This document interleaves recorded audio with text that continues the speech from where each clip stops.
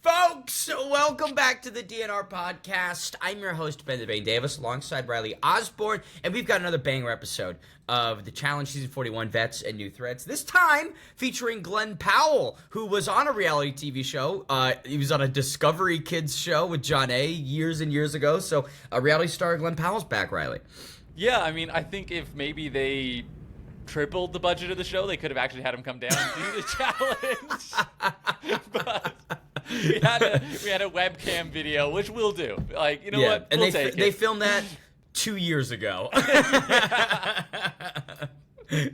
Hey, Glenn, we need you for 30 seconds. Can you just, yeah, sure, guys. Yeah, sure, dude. Glenn, can you sit here and please record this? We have this ad deal with this reality show that's been running for 20 years. I bet Glenn Powell knows the challenge. I would bet good money that he's aware. Me. That would not surprise me at all. But okay, so quick recap from last week's action. Gabe nuked himself and went home. We've lost our source of entertainment, Riley. No, but so coming out of this one, it feels like nothing really monumental changes. You've still got the upstairs crew and Olivia's team, and that's it. Like, Gabe and John A. leaving affected things in the most minute manner. So I was going to say, like, it actually feels like nothing happened at all.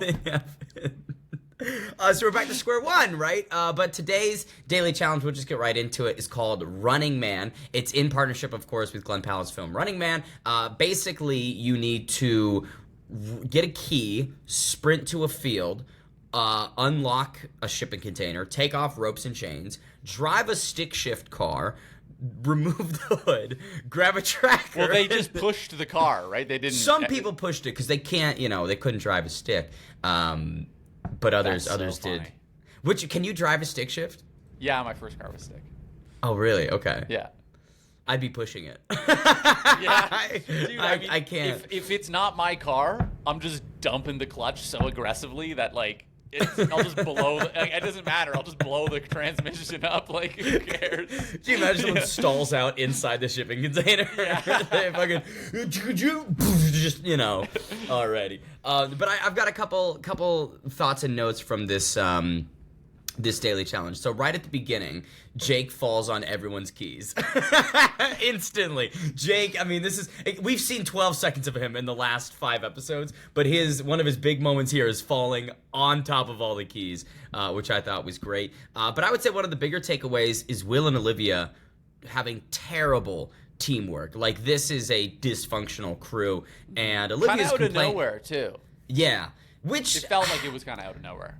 Felt like it was out of nowhere, but honestly, like, I could see it coming. Given Will's disposition, he's got that short of temper, and they weren't exactly, like, buds up until that lock-in. It's not like they were working together in meaningful capacities. So, I don't know. I could see it happening, but what was weird is Olivia was complaining and Will was actually getting it done, right? Like, every time they were cutting back to Will, he was tearing through that, right? They ended up opening the container second, and I just don't, Olivia, I don't want to say this is what Olivia does, because I like Olivia, right? I like a lot of people. But she has at times complained about her partner, and she's also contributing to the team not doing great, right? And it's he was kind of crashing out a little bit, and she was like, I think it was her, because the audio didn't show exactly, but she was like, chill out.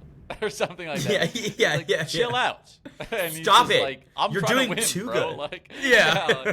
I'm gonna rip down this chain, whether I'm feeding it through or not.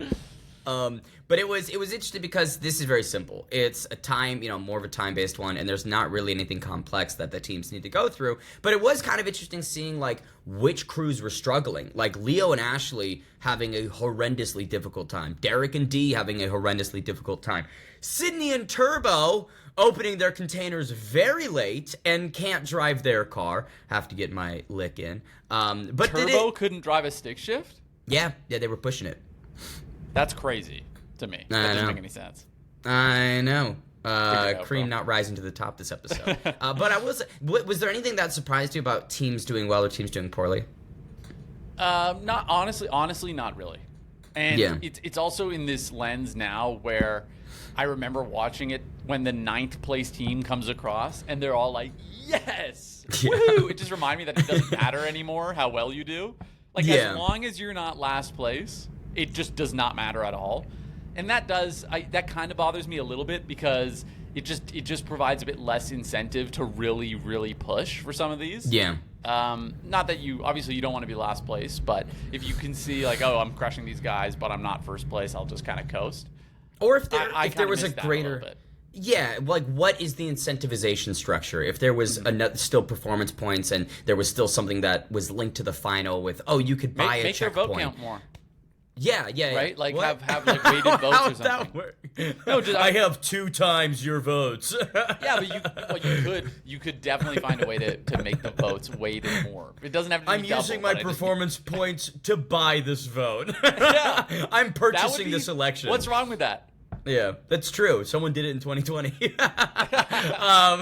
No, yes, I think that's fair. Like, I wish there was something that gamified it, because you're right. It does kill the momentum of everything inside of the first and last place teams for these daily challenges. You just don't give much of a fuck.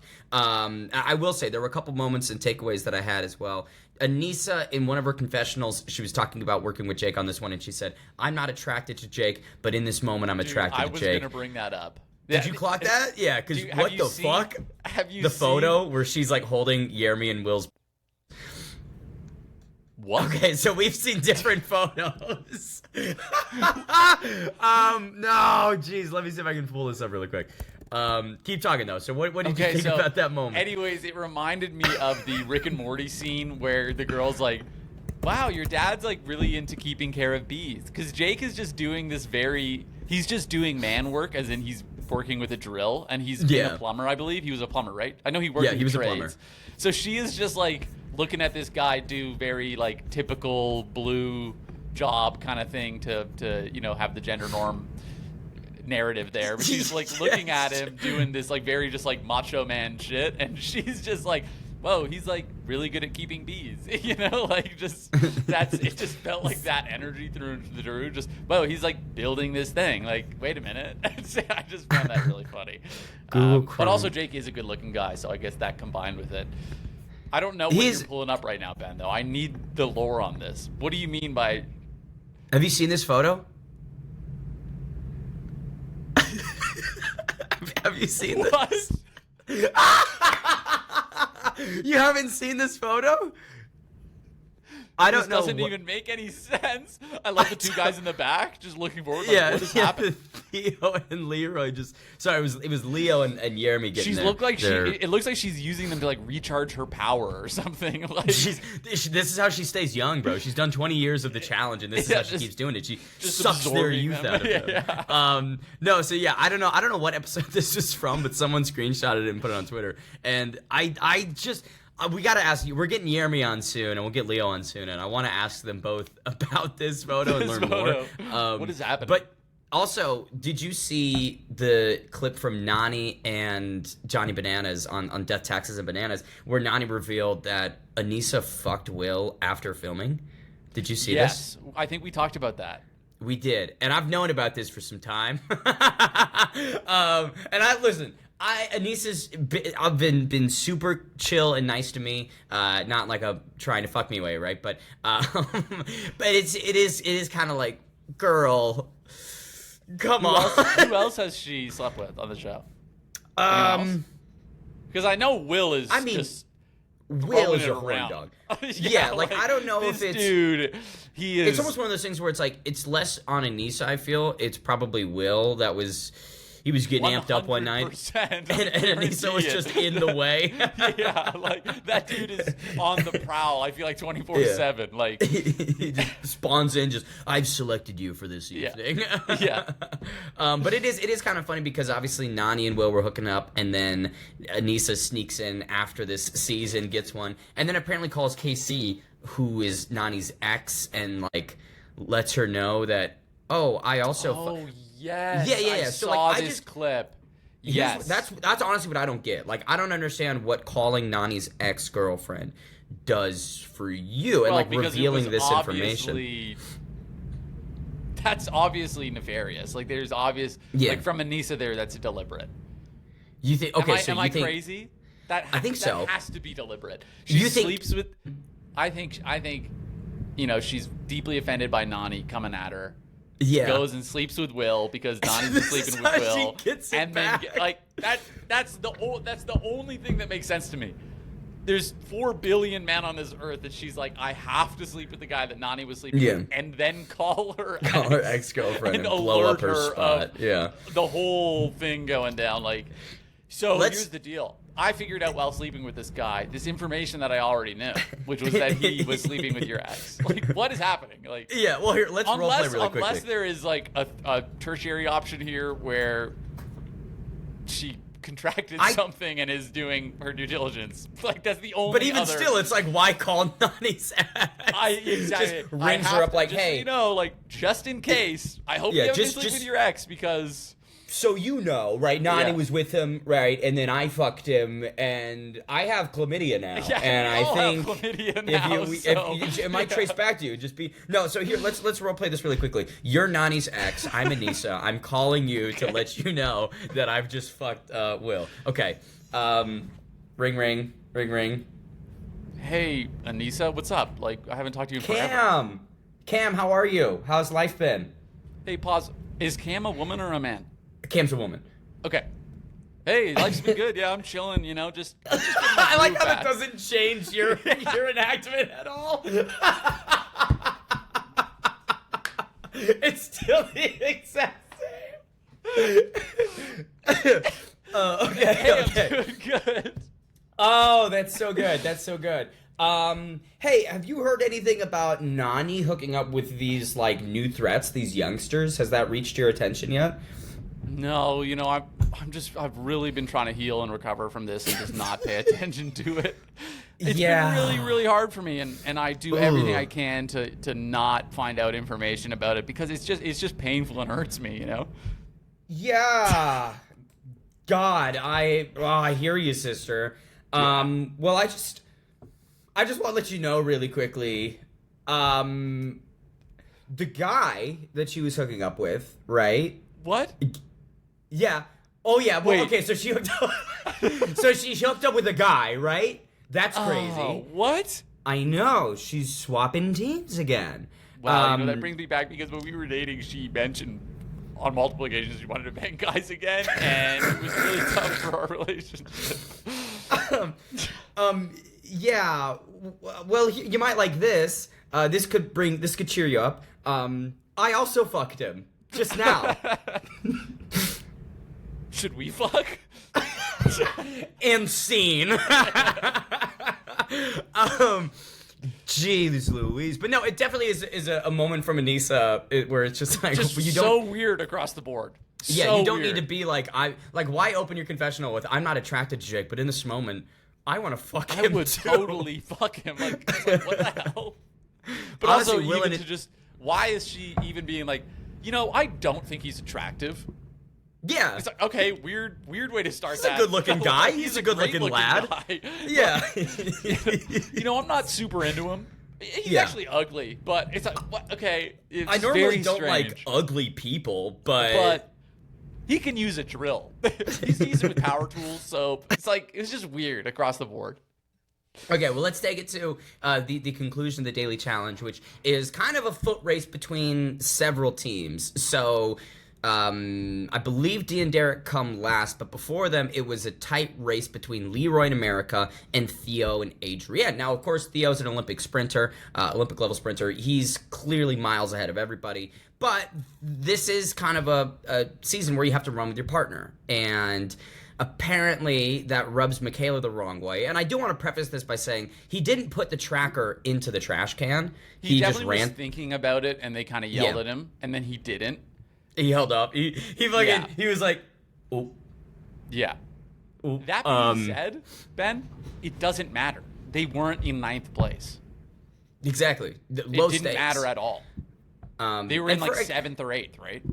Yeah. And Michaela, gosh, what did she say? She was like, don't talk to me before I punch you in the face. I'll punch you in the face. It was so unhinged and came out of nowhere. And Olivia's just like, what's your deal? And she's like, I'll beat the fuck out of you. Like, she's just losing get away her from me. mind I'm at a 9.5 right now. I'm at a 9.5. You better Olivia's move. like, okay. Like, it was so uncalled for, but also unreciprocated.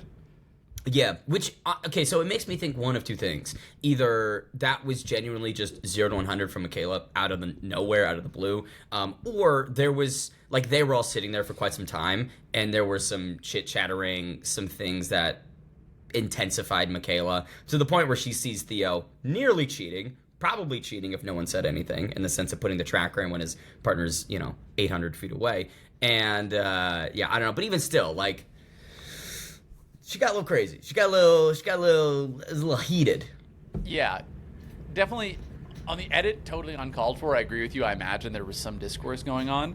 But even still, I just don't see Olivia as the type of person that's going to punch you in the face. So it just doesn't make sense to escalate to that ever with her. Yeah. She doesn't seem like a violent person.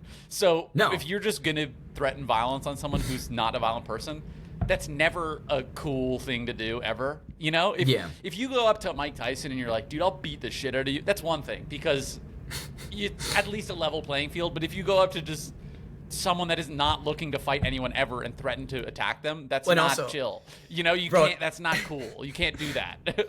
And granted, like, nobody knew this at the time. Don't even threaten Mike Tyson. Like, he's still I was going to say, that's not a level playing field, first of all. You're dead. No, but I mean, in the sense that he's still not, unless he's consenting to a fight, you still just never do that. So it just was, I think that's completely uncalled for. I don't like when people just resort to violence for no reason.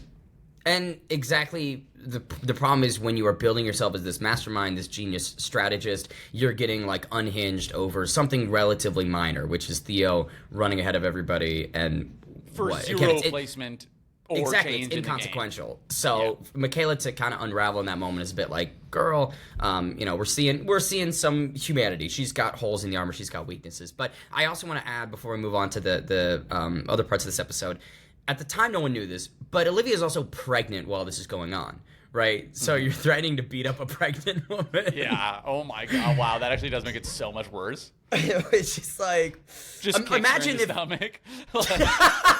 Just roundhouse kicks her, fucking babies, like. But okay, so Derrick and Dee come last, which is tough for them because they won last week's daily challenge and felt like they were building momentum. You and I were pretty complimentary about, like, oh, this is maybe a scene that a team that we want to see more of. And so for them to immediately send themselves to the arena, tough beans. You know who that reminds me of? Me. Yeah. Shades of Ben Davis. They pulled a Ben, didn't they? I will say, I didn't. You didn't get last place, didn't you? Yeah, you didn't. No. Voted in. I think the worst I came was like third from last. But okay, so they're going in, and we take it back to the house, and it's kind of interesting because we've got Michaela, Turbo, and they're talking about what escalated her, and then Derrick's sitting on the other side, and they're all eating, they're all chilling out, and they're joking. And Derrick hops in with a joke. I can't remember exactly what he says. But Turbo fucking turns to him and says verbatim, "I've never seen you fight. You don't fight." Bro, like, what the fuck was that? Turbo is pissing me off. Yeah. He's pissing me off. Because he's just like, he's starting to attack people and not backing it up at all. And that's pissing me off. Because it's like, bro, if you want to play that game, get in there. Challenge someone. Do something. Yeah. Don't just be up in the stands yelling at people. Like, it's not a good look. It's like, I think it's stupid, frankly. And we'll definitely get to that last moment where Theo and Turbo are chirping, but it's weird that someone who talks constantly about honor and being this warrior and noble, champion, is in the first half of this season just being passive as fuck. Every elimination going, well, it's girls' day, so let girl decide. And then now is just folding into the fray. Now that he feels like he's in a good position, he feels like, I've got a strong partner, I can do this. Yeah. I can turn and take shots at Derrick Kaczynski for zero reason at breakfast. When he's trying to, like, just make a joke. I'm like, let me be the ultimate vibe killer and crush his dreams. Which is also weird because here's the thing about Derrick Kaczynski. The dude is a fighter. Like he mentions in this episode, he's done something like 20 eliminations. A lot of them have been physical in the sense of, like, pole wrestles and just head-to-head contact. And he's a scrapper. So it's like, if anyone in the house is not a fighter, it wouldn't be Derrick K, right? So I'm like, Turbo. Say, Ben, right before their elimination, like, he goes into the elimination, he goes, I've been to the elimination 20 times and I've won a good 13 of them. So I'm pretty good for it. And I was just like, that's not that good. Because, tough record. Yeah. Like, the elimination is literally 50-50, and you're, like, just barely over that. Listen, like, that would not instill a ton of confidence in me. I've done 20 of these eliminations.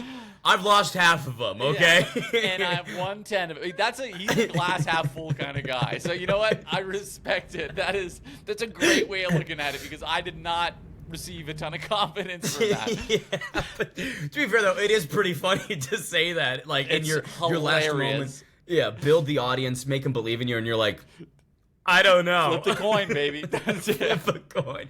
But before we even get to this elimination, which was kind of an interesting one, there was some strategizing and game planning from the upstairs crew, which was great to see. Really like, good strategizing and game planning. Excellent gameplay. Yeah. And it's the perfect response, I would say, from last week. Olivia, Theo, and that whole team manipulating Gabe to blow himself up. Like, this was kind of the response. It showed that, hey, you can be deceptive, so can we. And the whole idea was prevent Theo and Adrienne from staking a claim. And their thought was, how do we do it? By making them think someone else is going in. So they plant the Aneesa and Jake curveball. And it's working. Dude, it worked way better than I thought it would. It worked comically well.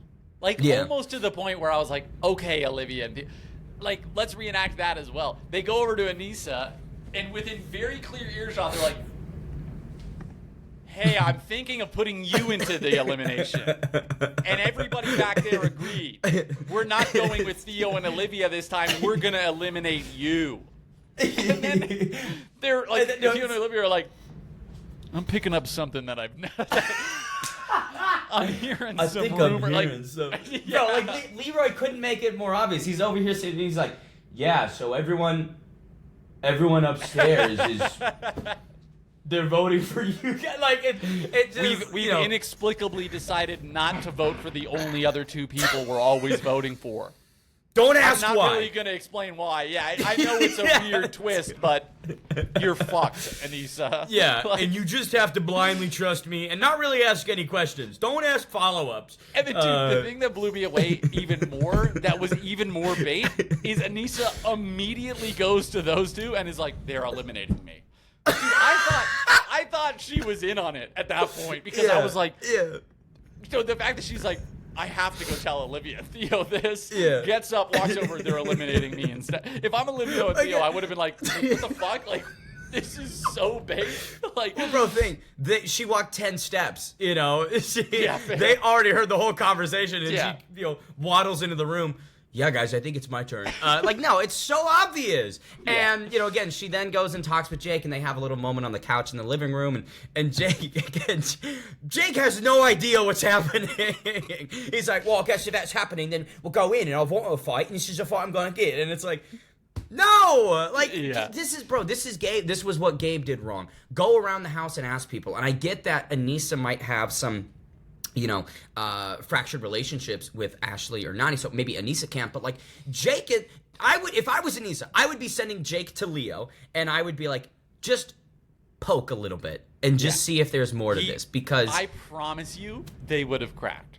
Yeah, Leo would have absolutely been like, yeah, these are man, not the CIA over here. Like, these people are just gonna tell you their plan. Like, I promise they've got a waterboard Leo to get it out of him. Yeah. No, so yeah, that's what confused me, and it was this thing that confused me last week. Is like you are just told something and you blindly accept it, even when it's obvious that something's a little bit off. Like, really, you think they're gonna stop throwing in Theo and Adrienne? Right? That doesn't make any sense. Hey, Aneesa and Jake. Jake is, decently connected with that upstairs crew. You think they're just going to throw him in for no reason? Like, Aneesa and Jake aren't a threat.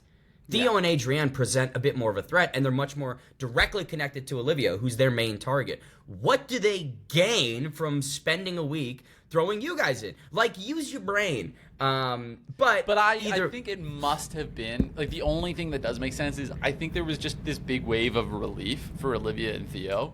So they just bought it because they wanted it to be true. Because otherwise, they had formulated, they have, and I would be shocked if they don't do this next episode, which is to stake a claim. Because that is a good plan. Like, that makes sense. Absolutely. To set it up in a way that alliance has to be fractured. Because the interesting thing is, like, once they do succeed in getting Theo and Olivia out, they are just going to have to turn on each other. That's just the way that works. So it's kind of funny in this regard, where it's this alliance that is very temporary, but they are very united. And it feels like they don't really recognize that they're going to have to turn on each other in 2 episodes. Like, none of them are really looking out for themselves right now. They're all very united, but it's just going to blow up. You think Ashley is having their best interest? You think Ashley gives a fuck about Sydney and Turbo? You think Turbo? Exactly. Like, so I do find that kind of funny. That being said, I'd be doing the same thing. Like, again, as I said in the past, if someone's on the chopping block, keep them there as long as possible. But once this claim gets staked, which I'm just assuming is going to happen, it's going to shake things up. But it didn't, and they went in there. Exactly. And it was just funny because then they acted all shocked at the nomination. Nisa says, "Why are you all lying?" That's the point. And you got played, right? Because it worked amazingly well. I thought that was so funny. She's like, "How dare you manipulate me?" And it's like, because it worked. Like, in a game called The Challenge, where social deception and politicking is the whole thing, why would you do that to me? And you were dishonest. That's not political. Politicians are not dishonest. They always tell you the truth. My politicians would never lie. My politicians say it like it is. But Theo in his one of his confessionals, he says, "Great plan to get me not to stake. It's pathetic." This is what I don't get. Like, the whole butthurt energy from Olivia Theo and the side of things. Like, it's not pathetic. It's what you just did a week ago to Gabe. Like, you guys convinced him that he was going in when nobody was gonna say his name. Yeah. How, like, these are really on the same playing when field. you do what I did. Wow, it's really pathetic that you would try to do the same thing that I would do. It's only pathetic when you do it. They got me. Because they did. Like, they got them. Yeah. Own it. Fucking be accountable. Be like, you know what? They played us this time. We'll get them back next episode, right? Mm-hmm. But either way, Theo and Adrienne go into the elimination with Derrick, Kaczynski, and D. And we go to the arena, and we find out, Riley, it's 5 rounds of pillow fighting on a balance beam over water, which I don't know about you, but sucked a little bit of energy. The dumbest elimination I've ever seen in my entire life. How long do you think that water was sitting there for underneath those beams? 6 months. This water has brain-eating amoebas in it. They needed to go to the hospital immediately after. Bro, that's the real elimination. They're like, we have death-eating viruses in this water, so don't go in. You know? It's just lava.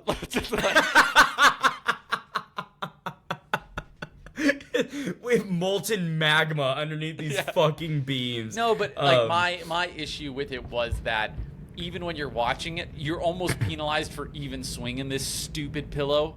Yeah. You know what I mean? Like, you were at as much risk to swing it as you were to be swung to fall upon. Off. Yeah. I think what would have been a better elimination to be is fair, if they had... though, what the hell, Derrick? Like, that was comically bad. Yeah, it was.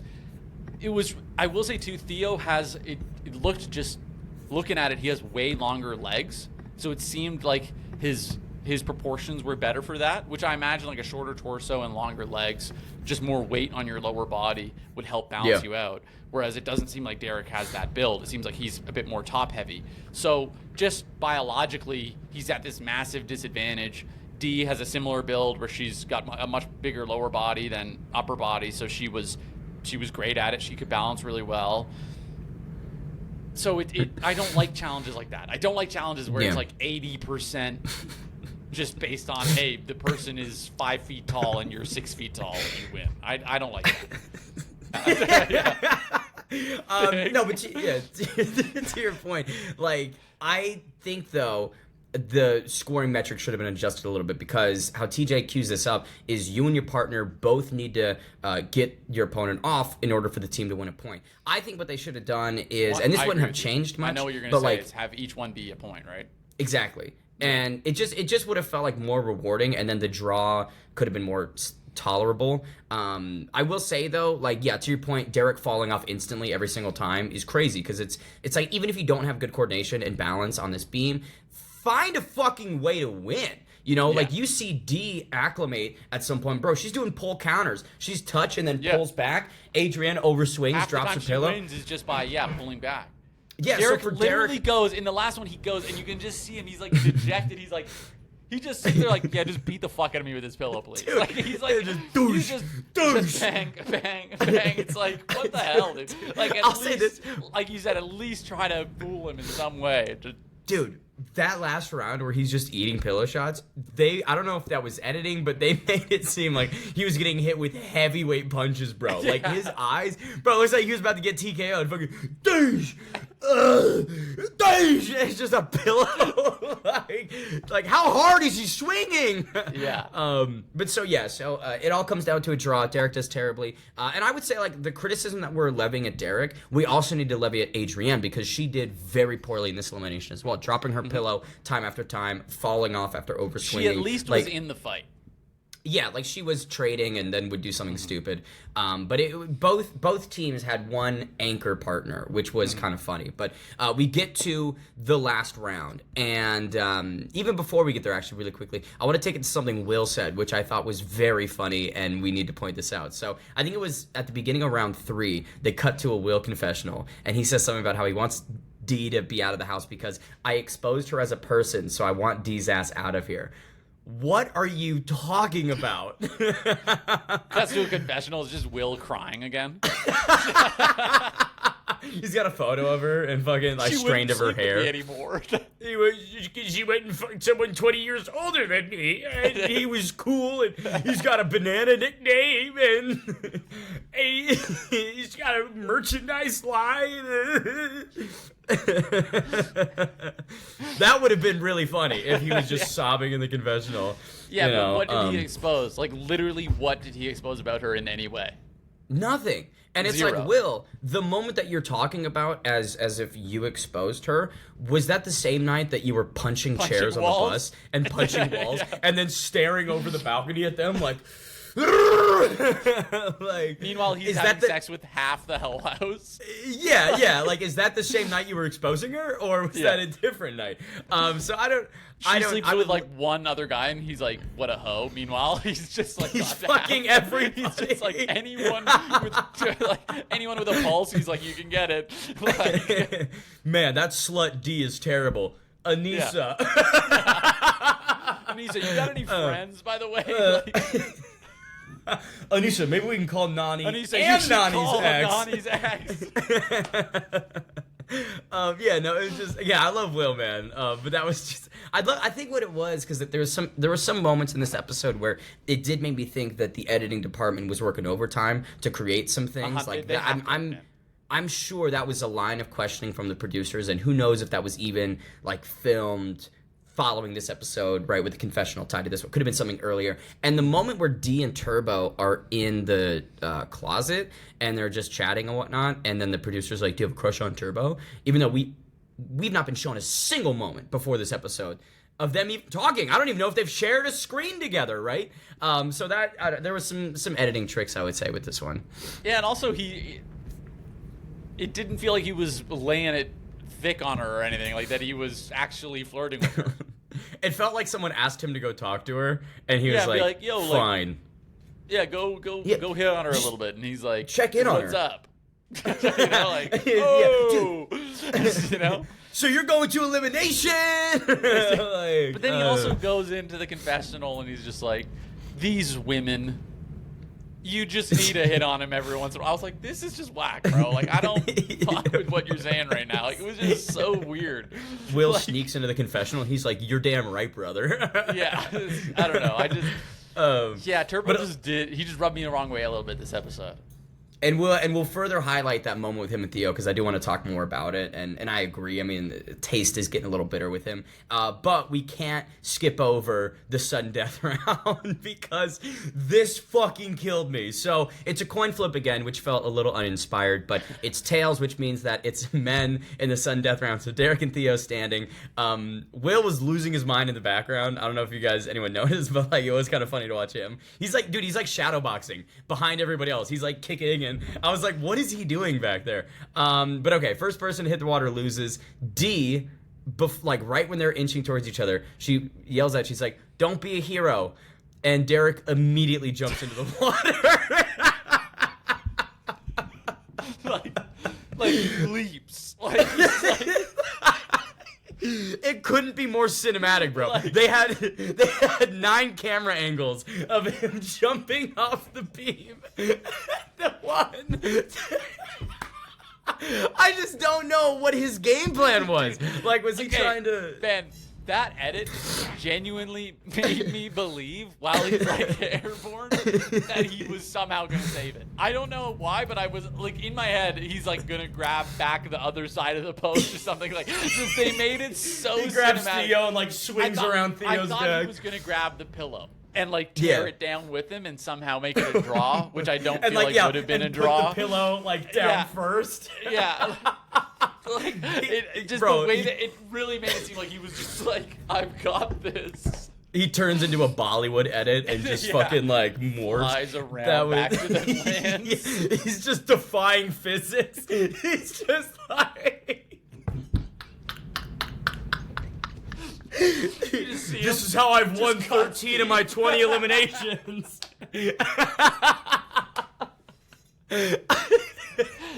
You thought you had me. He's just back.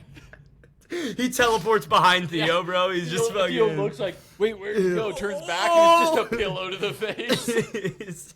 Or it cuts and he's like crawling underneath the beam. Like, I don't know. I think, yeah. But no, unfortunately, he just jumps directly into the water after, like, it was... Don't be a hero. Don't be a hero. He takes one quick little snapshot from Theo and just... But, when they were walking out, sorry to interrupt you, Ben, but when they were walking out, Theo did not look confident coming out. He looked really unstable, and Derrick was like much lower. I was like, oh, like maybe this is a better lens for Derrick. But then Theo just figures it out, and I think that was the big point of that whole elimination was Theo had the ability to figure it out, where Derrick didn't. He just kind of kept trying to do the same thing over and over again, and it never worked for him. Well, it's so frustrating because even like they reset to do the sudden death round, you've got Dee and Derrick speaking to one another, and I'd love to ask Dee and figure out if she said to him, "Hey, just bait him, just like go in and then pull back. Don't even throw. Focus on your balance. Just bait Theo, make him throw because even though he was a little bit more like." Bro, if Theo overswung just a little bit, he would have been falling off that balance beam, right? 100%. So I don't know why Derrick got so close. I don't know why Derrick tried to pillow touch to the knees. Like, just awful gameplay.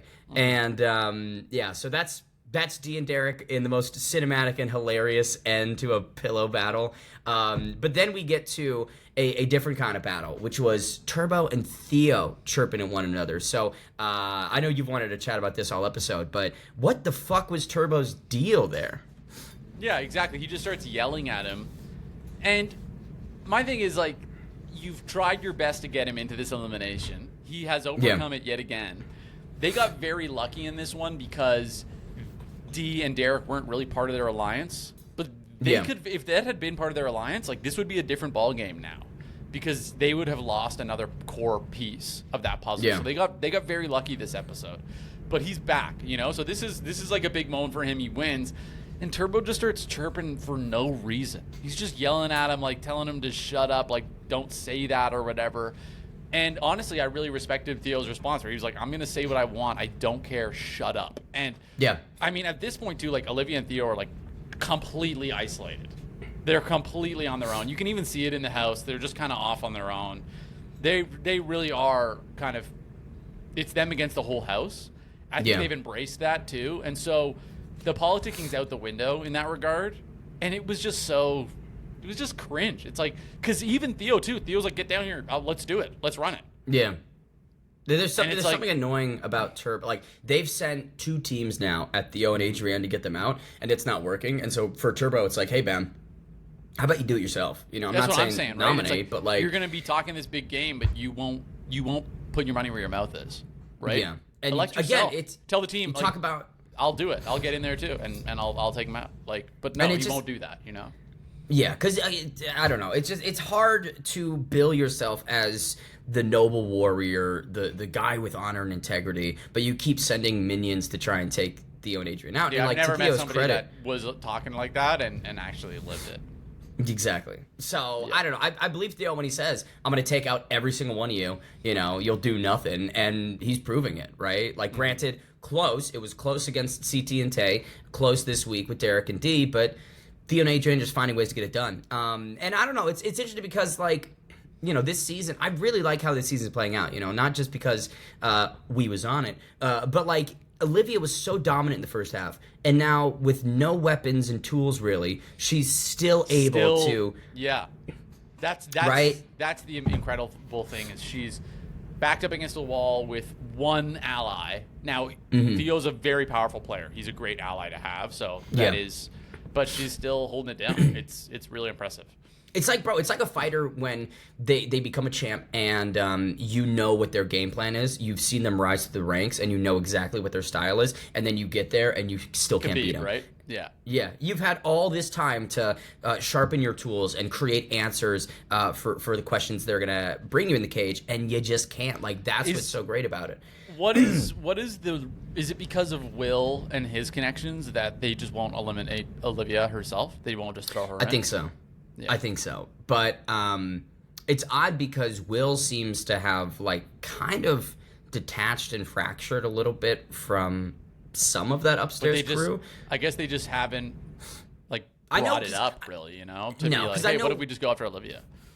I think because the guys are super tight. I know Will and Yermi are super close. Will, Cedric are super tight. So I think like that's the resistance band there. But I will say the two other things I want to cover really quickly is Dee and Derrick in kind of their final interview.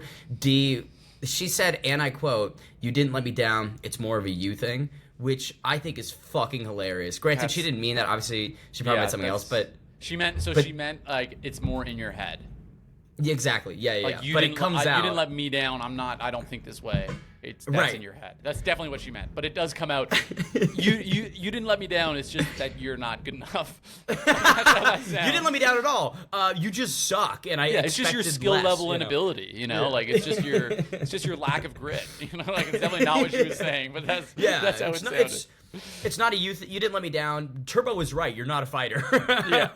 But I thought that was pretty funny. Derrick beat himself up a ton. And I do think like this was a tough showing for him. And it seems like he's taking it on the chin, being accountable for it. But spade's a spade. Like, that's bad, bro. Like, that was yeesh. And it's especially frustrating because so many people were questioning why he was on the season with his ACL injury not that long ago and the physical health problems he was dealing with. And I feel like a performance like this in an elimination is only going to fuel that fire and that crowd. And like you and I have talked about, I don't think that that's entirely fair. Like, I think Derrick was putting up good, respectable performances. Did win last week's daily challenge. So, I don't think there's much validity to that. Yeah, there was other challengers that were like notably less competitive than him. Yeah. But okay, so next episode teaser, this is the thing I want to end on before we take it to the TikToks I want to show you.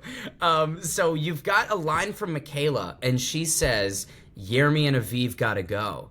Dude, that was pretty interesting. I didn't expect to hear her say something like that. And granted, it could be like Michaela's pulled out the of one context. that you had a bit of beef with, correct? Yeah, so when her and I won a daily challenge, what really annoyed me is we had spoken about a plan on how to use the power, and we'd spoken about how, okay, everyone in this house wants to vote Gabe in, let's just stay out of the way, and her insistence on trying to use the power to make a big play because Gabe going in doesn't help my game, and then shutting me out. Way early in the game, too. It was like the third episode or something, yeah. Literally. And then in the morning, after she does her rounds and realizes I was right, then goes, "Oh, it's all on you. Have fun." And then I didn't speak to her for like 3 days. But yeah, so I think Michaela, again, like she's intelligent and she's smart and she's really positioned herself well. Cedric's an excellent partner, but she's not a fucking like this elite mastermind powerhouse player that she thinks she is. That's flawless, right? Like she makes mistakes. She does make bad decisions. And so I'm very curious to see what you know, this conversation is, where she's saying Jeremy and Aviv got to go because like that, you know, we talk about that alliance fracturing upstairs.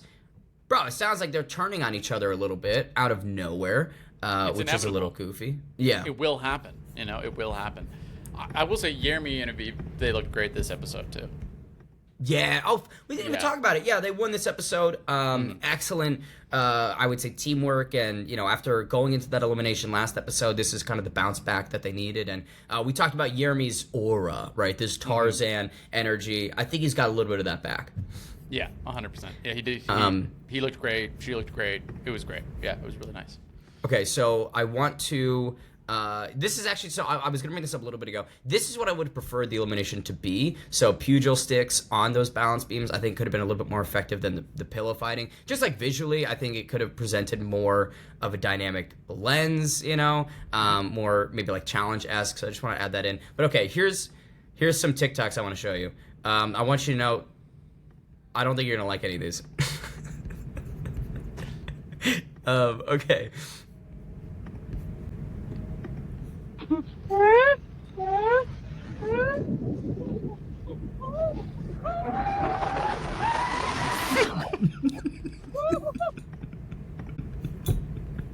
Dude, AI is so out of hand.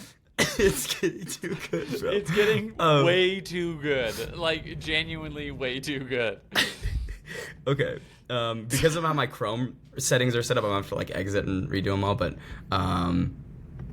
Take a deep breath for me. Let it out. Good. Nice and easy right there.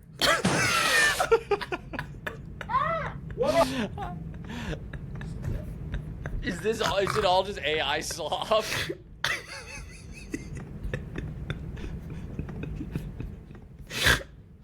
Is this your secret AI channel that you're promoting? Hey, fuck you. Let me in.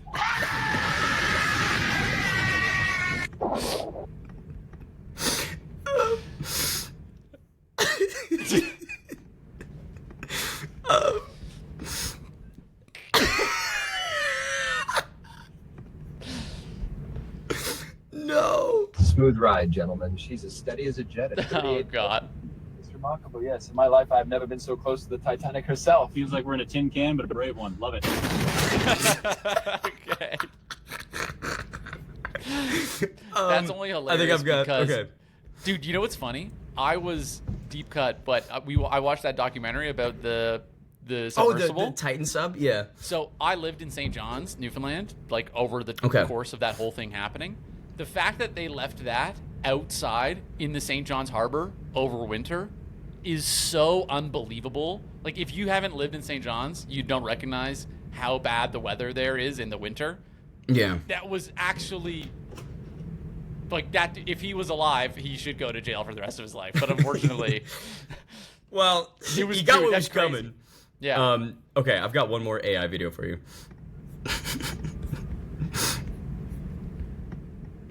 Team, baby mama, come fit a monkey.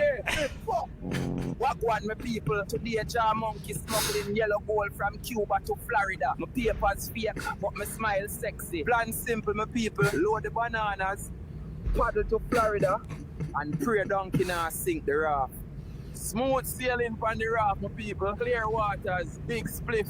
What could go wrong today? Shit, my people. Baby mama put a ear tag on my banana. This not good. You're out there smuggling potassium while we drown in bills. We till them ships reach jar. We told them everything. Black sock, my people. Shit look like the Diddy Red. I do call in back up. This my boy, Deal Eagle. Link him by up the merch. So... Selling merch with AI slop is a new level of... That's a crazy hustle. grift. That is crazy a new level of hustle, yeah. So here's what I don't understand about Sora, because you've got people that get these Sora like accesses and they create dumb shit like that, or like the monkeys getting sucked into tornadoes. But then you have like Jake Paul's team, and it's this really organized, corporatized effort to pump as many Jake Paul movies as possible. And a lot of them are funny. Like, I'll give it that. Like him floating up to a Ring doorbell and being like, "I'm geeked." Like, yeah, like, I'll really laugh, but I don't like that it's a coordinated effort. Yeah, that it's like corporatized. Also, like, what do you type into Sora to create a 53-second video of a Jamaican monkey smuggling bananas, right? Like, how? I don't know. Dude. I don't know. It's It also scares not me. something I want to learn. Yeah. You know, I just want it to stop, but Yeah. here we are. At some point, like, I don't know, when, like, AI maybe a year ago, eight months ago, and it was just so bad, right? And now it is difficult at times to distinguish what's real and what's not. That's not we're kind of in a bad track. Maybe this is AI. Maybe this is something we pumped into Sora. I just launch into the background. A tornado comes Yeah. into my room, just takes you away. Whoa! Jaw monkey bun. Okay, well, any final thoughts on this episode? I am pumped for next week. I think next week's episode, that looks like a good one. Yeah, I am pumped. I liked this one. I didn't like the challenge or the elimination. I liked all the politics and all the gameplay. Yeah. I thought it was fun. So I had a good time. Let us know in the comments what you think, what you're expecting, and if you like the episode too. Thanks so much, everybody. Take it easy. Peace. Oh, subscribe too, please. Yeah, For the make sure love you of subscribe. God. Why Like would the you video. forget that? Why would you Yes. forget that?